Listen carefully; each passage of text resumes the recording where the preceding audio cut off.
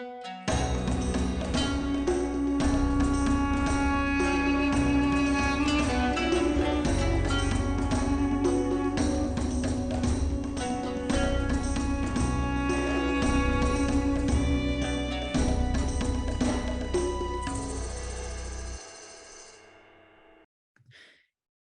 gamers, this is Liz Davidson from Beyond Solitaire, and I'm back for a brand new season of the podcast with one of my favorite guests and favorite people generally, Jason Perez from Shelf Stories. How you doing, Jason? Yo, my peoples, what's up? I'm leading off this time. I finally got the lead off spot for one of your seasons. Yes, and it is well-deserved. I'm really excited for what we are about to talk about, but I actually have to make a pod news announcement first, and that is that Beyond Solitaire has improbably picked up a sponsor. So, wow, yay, someone's right? giving you resources to help you with things. That's fabulous. Just enough to pay the hosting fees, and I will take it. So I'm now being sponsored by Central Michigan University's Center for Learning Through Games and Simulations. In other words, there's an entire university department that's dedicated to games in the classroom, both the art of teaching them and a press that is now making them. Fantastic. So the tagline is just that we believe that learning like games should be compelling, and I will be updating you throughout the season with projects that they are up to. But now down to business.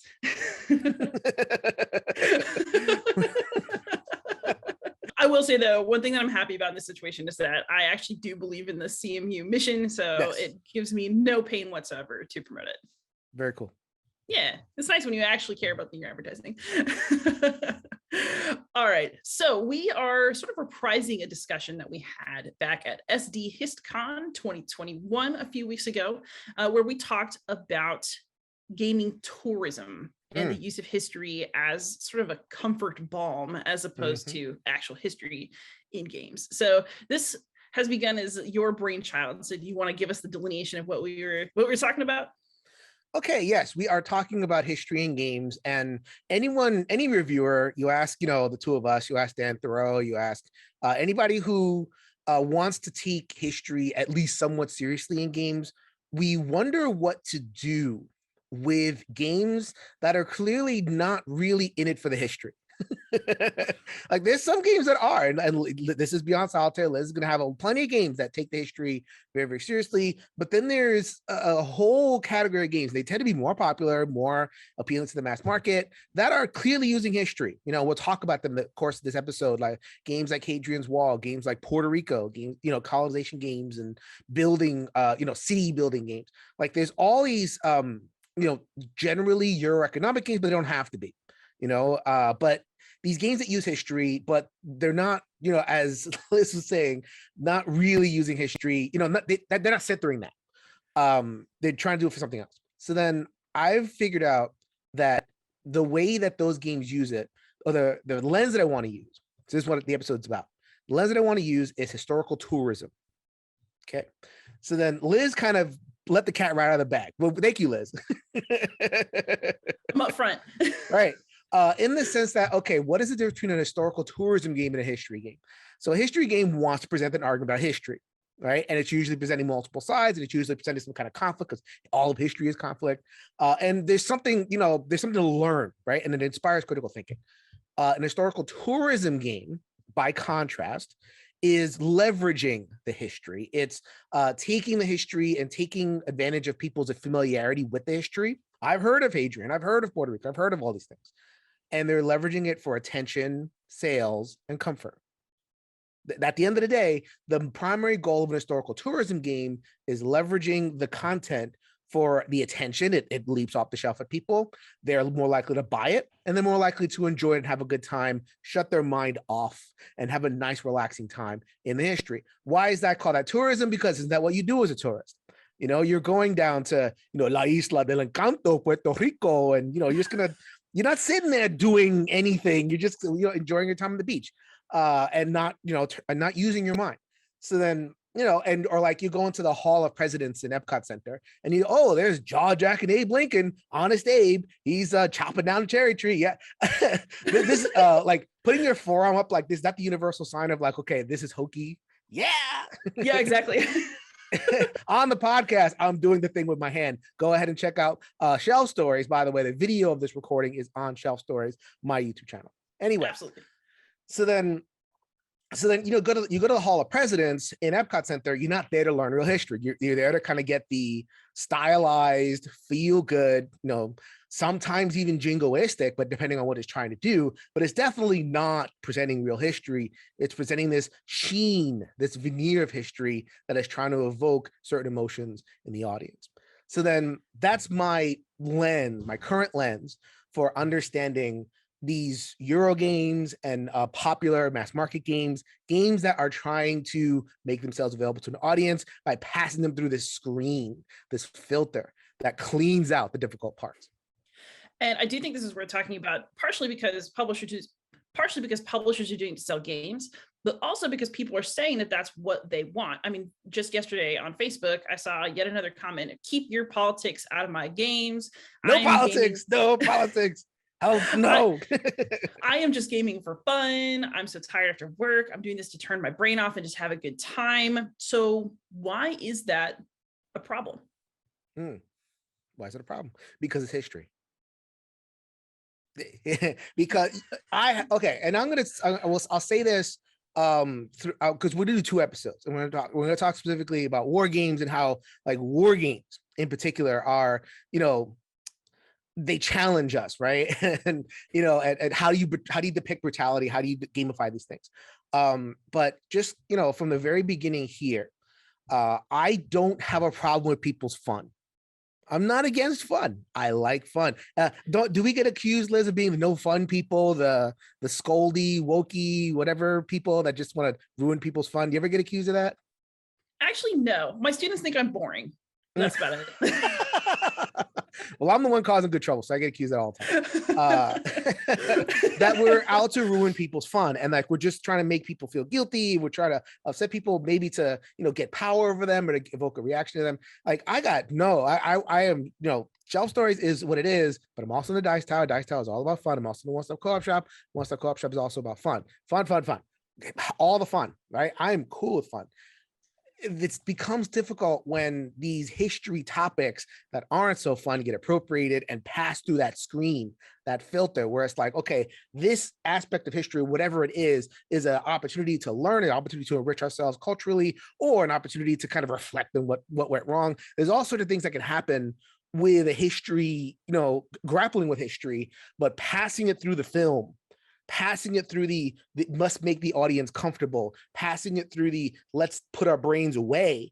And what results on the other side is often this like, to anybody who knows anything about history, it's what am I playing here? What's happening and we'll get into it throughout the course of the episode, the exact things that are happening on the table that once you pass it through that filter. So then, no, there's nothing wrong with fun. However, there is a difficulty when you take things that actually happened and things that people have memory about, especially if you're from a different perspective, especially from a marginalized perspective. So like if you're passing the game like Puerto Rico through the filter, then I recognize what Puerto Rico is in history compared to what's on the table, and the differences stick out. They won't stick out if you don't know. And so in a way, it's like people are defending their right to not know. And that's not a thing that I'm going to defend. I think that's fair. So let's go into some specific examples. I'm going to go ahead and lead with Hadrian's Wall, since we have both talked about this one, and because it fits in with some of my work from my own site and from last season. So Hadrian's Wall's rulebook. Well, tell people what it is. What is Hadrian's Wall? It is. What weight would you say that is? It's a roll and write. It's a flip and write. So like lighter, but it's basically a giant spreadsheet. And you're rolling a dice and you entering the values in roll and write style. You're trying to build a wall, and there's a whole bunch of boxes, tons of them. And as you're flipping the cards and you're getting inputs, you're entering them in depending on where you want to do, what aspect of the wall you want to build. And so it's taking the flip and write genre and kind of pushing it in terms of its complexity about as far as it can go. It's probably like a 2.5, which is a pretty crazy weight for a flip and write. But they managed to do it. I was going to say, is it a mid-weight roll and write? Is that how you describe it? Yeah. It is definitely way more complex than your average roll and write. Yes. That's why people love it, at least in our community. Yes. And I've seen some footage. It looks great. I haven't played it myself, but I hear it's a really, really good puzzle. However, I have read the rule book, and I read the rule book. Huh? Oh, we read the rule book. Oh, yes, we have. There is a major issue right at the beginning of the rule book, at least for me, and for you as well, because there's just a little disclaimer about, oh, the workers in this game, some of those were slaves, and we're going to honor them for 2 seconds before continuing on to our fun. So you could just skip the little side text box and go forward. And I don't know, I just don't feel like that's enough. If you're either don't acknowledge it at all or take it seriously. But I sort of feel like the little ass covering, oh, there's slaves in here, we are going to acknowledge that, and that's enough. It's basically like the Surgeon General's warning on a cigarette box. Or like people don't notice this, but like if you go to like McDonald's or especially where I'm from, New York, they have the calorie count listed on your, whatever it is, your combo. So it's like 1,400 calories for this one meal, which anything about calories is that's terrible. And like it's there, and it's there for people to know, so they can't, it's like they can't be accused of hiding it. However, how many people actually process what the calorie count is? How many people actually process the Surgeon General's warning? How many people actually process that, like, oh, there's a disclaimer that says that though it was slaves that actually built this thing, but throughout the rest of the rule book, we're going to call them servants, well, workers or whatever. I think they're called servants, actually. Yeah, well, actually, that's something I have to correct in my class all the time. The Latin word for slave is servus, servus. It looks like servant. Right. And my students instinctively will translate it that way. And I have to stop them and be like, no, we cannot do that because that's sanitizing. You have to be real. The Romans were messed up, and we're not going to hide that in this class. But we're going to hide that in Hadrian's Wall. We are. Yes, absolutely. We're going to make it sound a lot better. And those of you who are aware of my work so far know that I recently wrote a series of blog posts and did a podcast with Dan Throw talking about gladiator games and how we like to think of gladiators as fighting for honor and glory. It's fun. They're doing it for the fame, while downplaying the fact that most gladiators were slaves. And I have issues with Hadrian's Wall on similar grounds. It's not that you can never have a game about Hadrian's Wall. It's that you shouldn't give a nod to the existence of slaves and then spend the rest of your time pretending they were never there. Right. I have the same criticism of Puerto Rico, which has been my thing for the last year. And I'm celebrating 1 year of that video coming out as this video comes out, which is pretty cool. 1 year of good trouble on Shelf Stars. I'm very happy about that. And so it tells a similar lie of that the slaves that came over on the ship that worked your fields, the original rule book called them colonists. Right. And they're not colonists. That makes it sound like, okay, there was a bunch of immigrants that came in, they worked the land and they got rich on their own, Horatio Algier style. No, thank you. Those were slaves. And they died and they rebelled and they stole and they killed their masters and they did all these things in real life. This is real life stuff we're talking. And they, that's completely erased in the game because the workers in Puerto Rico are very inert. You bring them off the ship and they do all the work that you want them to. Do you want them to go to the city? They go to the city. Do you want them to, hack some corn? They hack some corn. Whatever you want. They're just bound by the game engine, not by any kind of agency on the part of the workers. So then that's not history. So and that's part of why I wanted to distinguish a historical game from a historical tourism game. When we get into online conversations about this and we criticize these things, very often you'll say, well, we can't erase history. It happened, and all this defense of what is. And it's like, well, is that really history? Or is there a lie right in the middle of the history too, for the sake of our comfort? Once we've admitted the lie, which is very obvious, just open 5 pages of a history textbook and you'll see the lie. Then you'll see that this is not real history. So I want to be able to craft a category where we're talking about what's happening in these kind of mass marketing type games or broader audience type games, and want to be able to talk about that separate from a actual history game. All the stuff that Liz is talking about on her channel, history up and down. Beyond Solitaire, I'll tell you that right now. So, look at that. I got Days of Fire, Nights of Fire right behind me. They've been there the whole time. History, closer to history than other games.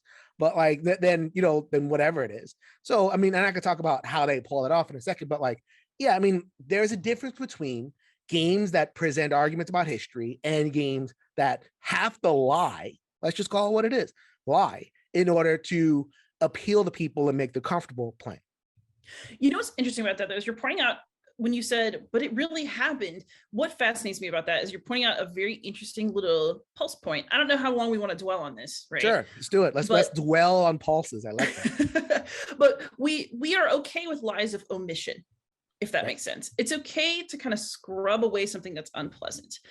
But if you do something that's perceived, at least, as a lie, where you're kind of updating a historical situation to include a greater diversity of people, which actually is often quite accurate. Within the Roman history community, there's been a raging argument because, people want to present even British Romans as very white, but Rome itself was a very multicolored, multinational, multi-province, right, empire.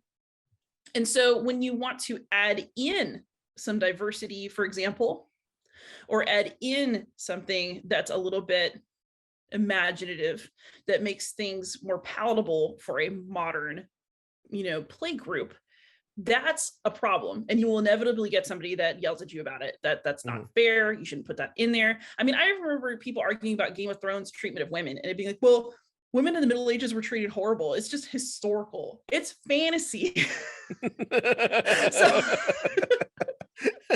So I guess what I'm saying, right, is I find it very interesting that there are some lies, right, that maybe aren't even really lies, or just perceptions about how we think the world should be, how we want it to be, that we have a problem with, or you'll get a firestorm about in a community, right?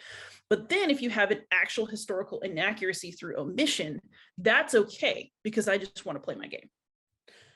So, you had Dr. Rail, Dr. Patrick, or you're going to have Dr. Patrick on appear. I'm going to have him. Yeah, going to have him on this season of Beyond Solitaire. I can do advertising too. And ask any game designer that wants to do something serious with their history. Like Cole Worley talked about this too. Games have to lie, games have to gloss, right? Yes. Every game has to, in order to be a fun game at all, you have to, filter out a lot. So if I'm making a worker game, I'm not gonna, if I'm like a boss and I'm having a worker, I'm not gonna put in all the stuff that makes a worker. I'm not gonna pay, sales tax. I'm not gonna have HR. I'm not gonna do all the things I have to do. I'm a boss, and I'm gonna make my worker do what it can. Hopefully you pay it. A lot of games you don't, which I got a problem with that too, but whatever. But you have to streamline a lot in order to get a game to the table that functions and works. So inherent in the game making process is a process of glossing and omitting and editing. So that's not, I'm not like by making the argument that games shouldn't lie. I'm not saying that games shouldn't gloss, because games have to gloss. I want simple, fun games. I think the questioning is, what is getting glossed and how are we glossing it? And it stands out that the gloss almost always is in favor of power, is in favor of oppression. And that's the thing that hangs over this discussion, which a lot of people don't want to talk about. What we're talking about is bosses oppressing workers. We're talking about, white supremacists oppressing, marginalized people. We're talking about, patriarchy. We're talking about colonialism. Like the glosses that happen, the lies that happen are almost always based on oppression, like real world oppression. And it's not just about defense, real world oppression just has, resonance today. Why do I have a problem with Puerto Rico? Because Puerto Rico is in a very similar colonial spot than was 400 years ago. Has much changed but 400 years ago to now. Ask a lot of Puerto Ricans who know what's going on, and they'll say, okay, some things have changed. Obviously, we have running water now. That's great. But we are a colony. We are a neo-colony. And where did that come from? 1492, Columbus sailed the ocean blue. And why am I playing that again in my game? And why, not only why am I playing it, why am I glossing it? Why am I lying about it in order to feel comfortable entering into that space? Because I have no problem with games that want to present difficult history. This Guilty Land gets quoted a lot by Emerald Holland. You're basically playing a slaver, and like the game says, you are a slaver, be a jerk. And that sit in that emotion of being an oppressive jerk. And some people do that, and that's fine within the play space, because there's, whatever we could talk about, like the play space, talk about more of that in part 2, but I don't have an inherent problem with playing the slaver. playing the jerk, playing the bird. It's when the game makes you play the jerk, but then lies to you and says, "Oh, you're not actually a jerk. Yeah, you're a boss, but you're a nice boss. Yeah, you're a nice boss." so like and basically lies to you. And I got no problem with regular game. Like I have no problem with Small World. I have no problem with Catan. They don't like evoke real history. It's when you evoke real history that I start to have the problem with the way we sanitize exercises of power in these games. That's, I think, very, very on point. And I mean, even in your real life, think about how many bosses you knew or have had who were horrible bosses, who saw themselves as the good guy and you were the annoying worker. And the other thing that these games do is not only do they change the narrative a bit to support power, but by doing that, they're also denying agency to the groups that are marginalized in those games. So it's not just an issue of who's in charge. It's also an issue of who gets to take action in a way that makes sense for them and who they are. And I think that that's interesting as well. I mean, the servants in Hadrian's Wall are very happy to do your bidding, but that's probably not an accurate depiction of what was going on. Like I call them boss fantasy games. Like what is the ideal of any boss, any capitalist, any person who runs a business, whatever. Nice, pliant workers who don't get sick, who don't have children, who don't have sick children, who, don't get called out. They show up whenever you want to, and you pay them nothing, and they don't bother about it. Like that is a boss fantasy, right? And this is where, I tend to focus on economic Euro games, because the perspective of an economic Euro game is almost always a boss of something. And every boss just wants to streamline away all difficult parts, like paying workers and caring about their health. And that's the, look in labor history throughout, and I'm kind of a labor history guy, it's always the bosses that are trying to do the minimum. And so when we go to these games, we go into these kind of tourist boss fantasy games, well, then we could realize every boss's fantasy, which is at least in respect to workers. Oh, we don't have to pay the workers. Let's focus on the quote unquote real challenge of bossing, which is making money. What's so interesting about this too is that I would venture to guess that the majority of people who play games and enact these boss fantasies are not themselves bosses in real life. I think that these games, in some ways make us happy and make us feel relaxed because they are a space where we control so much and we can live our fantasy of everyone efficiently doing our bidding, and everything's really just up to us and how meritocratically deserving we are. And I think that one of the reasons it's hard to spot that sort of tourism feeling is because it really feeds on things that we want. Look at people who get addicted to video games. It's because those video games reward you. They make you more powerful. They make you more wealthy for doing whatever it is that the game chooses to reward. It feels good. And I guess the question is, how do we start to step out of that? Okay. All right. So have we kind of explained the bullshit? You probably have to bleep that. This ain't no dice tower. We can leave it. There's lots of, before we get to like because I got a lot to way forward. Because we covered like the kinds of lies, like we talked about the straight up lie to your face, right? Change a word into another word that feels nice. That is a style of lie. We have talked about lies of omission, right? Yes. And there are ways in which games that try to omit things, or like there's like middle ways, they kind of lie but they kind of don't. I wanted to mention Australia in that case. I think Dan, again, hi Dan, hopefully was listening, made a comment about this, about how I'm gonna play a colonialism game, and Martin Wallace admitted this in the podcast. I want to do this. I want to tell the story of Australian colonialism from the perspective of the colonizers, but I don't want to engage in the brutality in the history. So I'm going to change the indigenous into Cthulhu monsters. And I'm going to weave this story about how the Cthulhu monsters came in, wiped out the Indians, or wiped out the indigenous folks in Australia. And then, the colonists, which in the game of Australia is like this multicultural group. It's not just like, the white people. So he changed that too, or remixed it a little bit. And now it's okay. And that is not okay. That is washing. Because, again, this goes back to your point of agency. I mean, if you're an indigenous person in Australia, and, if you had any power to tell your story, you would not tell the story this way. Yes. It would, you would not replace yourself with a Cthulhu monster and, exist to be conquered. And, or nor would you just kind of switch sides and join up with the colonists. Like that is not a thing that you would do either. So you have an entire fiction where, the people that are involved in the historical time period, again, it's so important that this is history, because history has actual real things attached to them, and people with memory of those real things. And that's the real key too. Like if anyone who has an historical memory will look at this and go, that is not the changes that certain perspectives would make, right? And they're always marginalized folks. They're always marginalized folks. That has to be centered.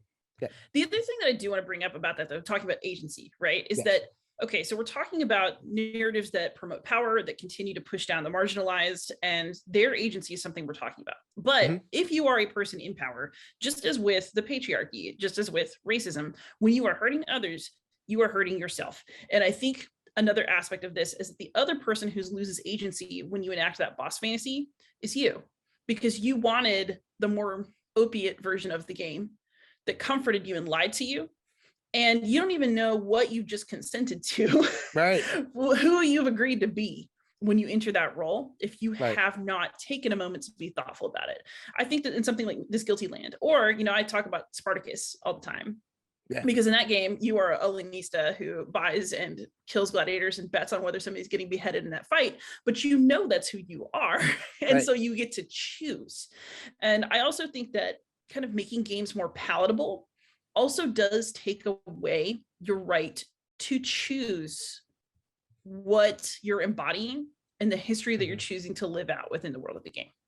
Right. So like, comparing Spartacus, which, you are a jerk and the game is telling you be a jerk and enter the space. As long as the game is, active and consensual and open and informative about what you're doing, then I'm having a problem. Compare that to a game like Gladius, which I'm sure that Liz has a lot to say about Gladius. That's a newer game, drafting game, or bidding game, where you're, bidding gladiators and, a simple card game, right? But you are basically like a promoter for WWE in that game. Like, you're hiring these wrestlers and you're making the wrestlers doing stuff and you're betting on the outcome, where, modern sport is not an analog for the kind of thing that happened in, Roman gladiator games. It was much more ownership driven. It was you're much more of a jerk. Yeah. Well, Gladius as we would define it in the 21st century. Indeed. Well, Gladius is particularly interesting to me because the game is, and I say this as a progressive person, right? It's a progressive's dream. The art is diverse. There are characters of all types, both among the players and the gladiators. So if you are looking for a game with representation and a game that, there are female designers and female artists on that team, it's everything that you're looking for if you're trying to increase diversity in gaming and inclusion in gaming by modern standards. That doesn't change the fact that you're betting on gladiators. The game has very Roman trappings. The game got a pull quote from a professor of art history talking about how the game is such a beautiful representation of true diversity and agency among the Roman people. And the moment you do that, you have to acknowledge you're betting on slaves. So you're talking about all this agency and all this freedom literally on the backs of people who are slaves. And if you don't have a problem with that because it ticks so many other boxes for you, I have many questions. So you're talking about, we can go on and on about like the lies that games tell. There's a lot of these games. So there's a lot of flavors of lie. And again, not gloss, because the games have to gloss lies that if the gamer knew what you were doing, the gamer might check out. That would, maybe that's one way to separate a gloss from a lie. That like if the gamer actually knew it and processed this, like, oh, I don't want to play this. And you're denying them that choice. Okay. So that's number one. There is nothing that says that gives a creator the sacred right to use history in a game.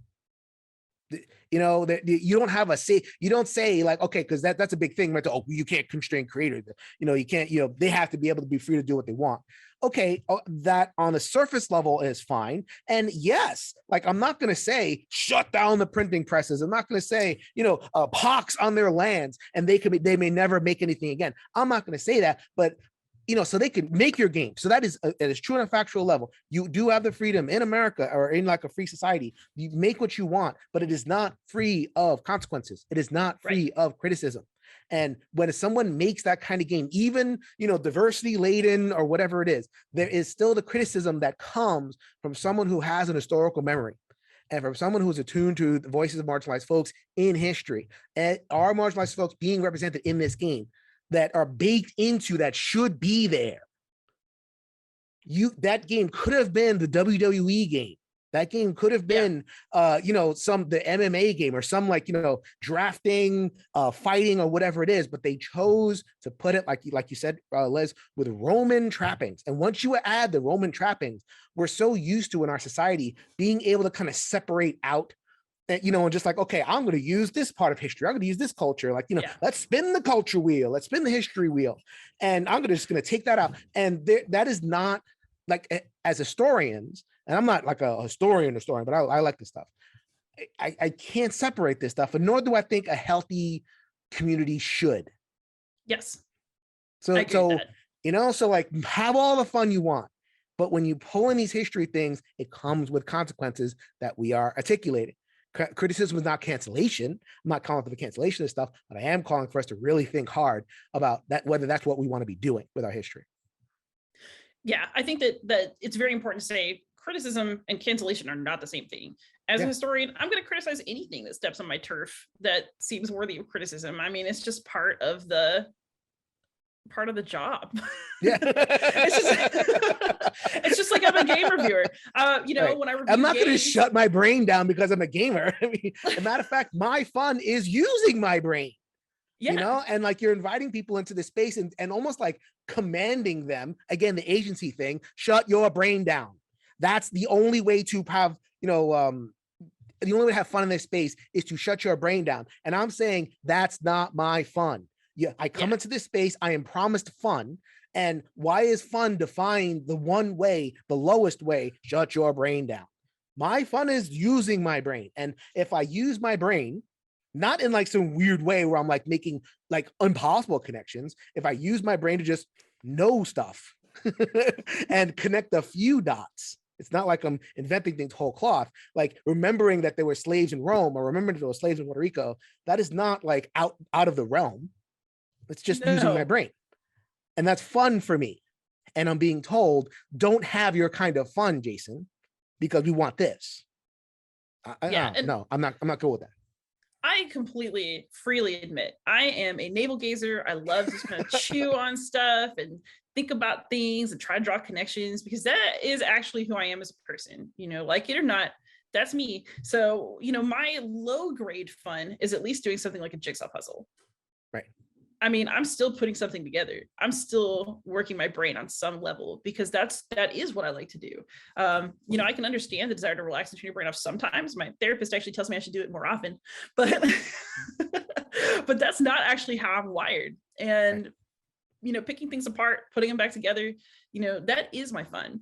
And I'm with you on that. That you know, I don't understand why it would not be fun to learn more about the setting of a game or to think about how it's made, where it's coming from, what does it say? I mean, why isn't that fun? Yeah. And so, you know, it goes both ways. Like someone who is on like I call him like the nice moderate guy, right? So the nice moderate guy would be like, okay, you know, you're ruining my fun by pointing this out. It's like, all right, well, now we're in a little bit of Mexican standoff over here. Like, you know, by defending these obvious historical lies, you're ruining Jason's fun. And by me speaking up, I'm ruining their fun. So like, how do we resolve, right? And so, you know, the way forward, like, we do not have a sacred right to these historical games. If you can't pull a comfortable, happy historical game off with your subject matter, then you don't have a sacred right to do it. Like, put your game on Mars, put your game on, and make some historical fantasy thing. And, there will be a resistance to that because of the attention and the sales. Like, that's hanging over this whole thing, right? It's not like great creators can make whatever they want. They're going to make whatever that gets the most attention and sales. Yeah. I mean, put an SPQR on it and it's going to cross my radar and I'll notice. Yeah. Like, anything with Rome is going to get the attention of Liz, and it's going to get covered beyond Solitaire. So like, that is, we have to like kind of put that in there where it's like, okay, creators have the right to make what they want, but like they're saying, okay, I want to make attention and sales. Well, this attention and sales is coming with some really ugly stuff. Like, welcome to capitalism. Yeah. Like that's, that there are consequences to this stuff. So like, but that is one way, like, and I have to put that on there. However, some people are going to want to put history in their games. And I like history games. Liz likes history games, so like, what I want to do in terms of like crafting way forward, I break this down into 3 buckets. So like, whenever you make a historical game, there's the setting, which is where it is, Rome or Puerto Rico, whatever it is. There's the perspective, like who are you in that? Are you from the perspective of a slave or a perspective of a boss, or some kind of other perspective in there? And there's also the audience, right? Who do you want to buy the game, and what emotions do you want them to feel? So then, break your game down into these 3 buckets and figure out in your current version of the game, where is the lie or what's creating the most problem. So then the game I know best is Puerto Rico. So then the setting of Puerto Rico is not just Puerto Rico, but 1492 Puerto Rico, the new world. It says so in the rule book. So that's where we are. That's the setting. The perspective is a merchant trying to build wealth, build plantations. That, that word tells you what your perspective is. You're a plantation owner, right? So then that game is fine in of itself if it was honest about the slavery and the slave revolts and what had to be done in order to make human beings seeking freedom work your fields. That you have to be a historical jerk, right, in order to do that. That game is fine, but then where the problem is the intended audience is the mass market, make them feel good. So now we have created the situations where setting and perspective have to be passed through the filter in order to make the audience happy. That's what creates the lie. So then play with one of those dials, figure out what you want your game to be, and then you could, figure something out. So like in Puerto Rico, you could make it real, not lie. You could put in mechanisms to have the workers have more agency, as Liz was saying, make them rebel, make them run away, which is the rebellion that happened the most was running away, right? Or like do something to your crops, whatever it is. But that would diminish the audience. I can tell you right now, the makers of Puerto Rico do not want to diminish their audience. They want to continue to be able to sell their game at Target, sell their game at, fine stores all over the place. They want to continue to hit that mass market. So then they can't change the audience by making the actual setting and perspective more honest. Yeah. So then change your setting, change your perspective. Your setting could be the same place, but in a different time period. Your setting could be the same place, but a different corner of the, why am I doing, the port system? Why can I do this other part of Puerto Rico? Inland where, more like kind of peasant farming was happening. So like change your, Right. Or like, let's say we're doing medieval Europe or something. You don't have to focus on, the poor peasants suffering in the fields, even though they were there, right? You could do something about monks in a scriptorium. You could do something about, you could actually do something about those peasants, but it's like them putting together their Christmas festival that year. And you can acknowledge parts of their lives and have them do stuff that's not go serve the feudal lord. Right. I mean, there's and so many options. Be creative. And you're changing the perspective too. You're changing, like, let's say, because again, most Euro games kind of indulge this boss fantasy type thing. And there's plenty of those. So like, I'm not canceling any of them, but like moving forward, do you want your game to have the perspective of a boss fantasy? And if you're trying to make a boss fantasy game that is for the mass market, then that's going to cause problems. It's just going to, especially if it's historical. So then can it be a worker focused? Can you be like an artisan, right? With a shop. Right. So like, why do you have to be a lord over serfs? Why can't you be an artisan in a shop? Right. You're doing kind of thing. Yeah. Yeah. Then your workers can be apprentices that you're training and you're actually exchanging value. And that actually seems kind of nice. And there are plenty of those games two, right? You know, think of like Heaven and Ale or something like that, where like, you know, you're running a bar and all that kind of thing. So like you can like there's room to play. There's room to like adjust those dials, the setting, the perspective, and the audience. You know, if you're willing to limit your audience, if you're willing to kind of go for the niche, then you can be a little bit more real and deal with some more difficult things in your game. The game might get popular anyway, which is like the biggest blessing. It's like, ooh, this game is like, you know, like Pax Premier. Yeah. Right. That game isn't going for the mass market. That game is making a very, you know, sturdy historical argument about what's happening, and it happens to be popular. Great. You know, then, but if you're talking about like target level, you know, mini print run type things, then that's probably not gonna, you know, that's a little bit different. Be willing to change your setting and your perspective in order to accommodate that. Don't just jam in, oh, everybody likes running gladiators, everybody likes being the capitalist. Don't just jam that in to get your audience. You can, but people like me and people like Liz will call you out. Yeah, I think that's fair enough. So do you want to kind of wrap up here in preparation for our next episode? So this episode's been about historical tourism. Right. Next episode is kind of more about historical realism and how real it can get. Yes. Now that you've gone through the BS history, how do you, what are the issues that are raised when you try to present the real history, particularly in war games? I think war games do probably the best job of presenting history. We'll talk about why. Absolutely. So for now, everyone, I hope you enjoyed this episode. Jason, thank you so much for coming on. As always, please like, comment, subscribe, and be thoughtful about what's in your historical flavored games this week. What a dorky sign off. What was that? It's whatever I want. Happy gaming, everyone. Later, everybody.